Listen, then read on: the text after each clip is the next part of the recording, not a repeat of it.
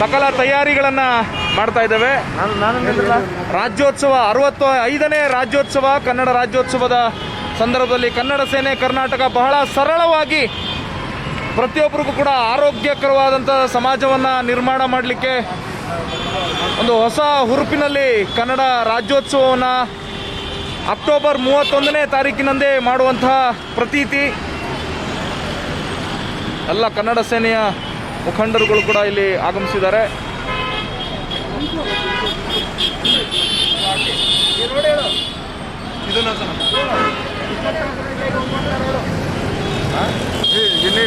ನೋಡಿ, ಹಲವಾರು ಆಟೋಗಳ ಹಿಂದೆ ಕೂಡ ಈ ರೀತಿಯ ಭಿತ್ತಿಪತ್ರಗಳನ್ನು ಅಂಟಿಸುವ ಮೂಲಕ ಕನ್ನಡ ಸೇನೆ ಇಂದು ಈ ಸಂಜೆಯಲ್ಲೂ ಕೂಡ ಇದು ಬಿತ್ತರವಾಗಿದೆ.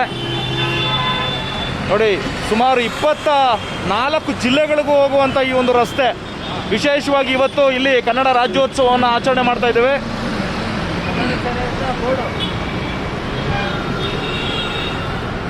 ಮೊಟ್ಟ ಮೊದಲನೇ ಬಾರಿಗೆ ಯಶವಂತಪುರದ ಈ ಸರ್ಕಲ್ನಲ್ಲಿ, ಈ ವೃತ್ತದಲ್ಲಿ ಅಂದರೆ ಬದುಕಿರತಕ್ಕಂತಹ ವ್ಯಕ್ತಿಗಳು ಅವರ ಪುತ್ಥಳಿಯನ್ನು ಮಾಡುವಂಥದ್ದು ಪ್ರಪ್ರಥಮ ಕನ್ನಡ ಸೇನೆಯ ಪರವಾಗಿ.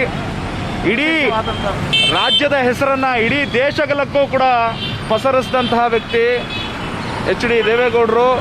ಹಾಗೆ ಕನ್ನಡಮಯವಾಗಿ ಇಡೀ ಜೀವನವನ್ನು ಕನ್ನಡ ಪರವಾಗಿ ಹೋರಾಟ ಮಾಡಿದಂತಹ ಧೀಮಂತ ವ್ಯಕ್ತಿ ಶ್ರೀಯುತ ವಾಟಾಳ್ ನಾಗರಾಜ್ ಅವರು.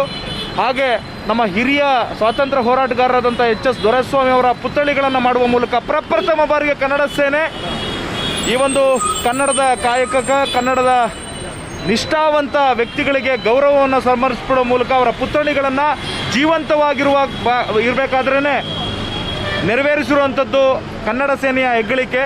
ಎಲ್ಲ ಕನ್ನಡ ಸೇನೆಯ ಪದಾಧಿಕಾರಿಗಳ ಪರವಾಗಿ, ರಾಜ್ಯಾಧ್ಯಕ್ಷರಾದ KR ಕುಮಾರ್ರವರ ಪರವಾಗಿ ಇಡೀ ಸಮಸ್ತ ನಾಡಿನ ಜನತೆಗೆ ಕನ್ನಡ ರಾಜ್ಯೋತ್ಸವದ ಶುಭಾಶಯಗಳನ್ನು ಕೋರಲಾಗ್ತಾ ಇದೆ. ಜೋರದ ಚಪ್ಪಾಳೆ ಬರಲಿ.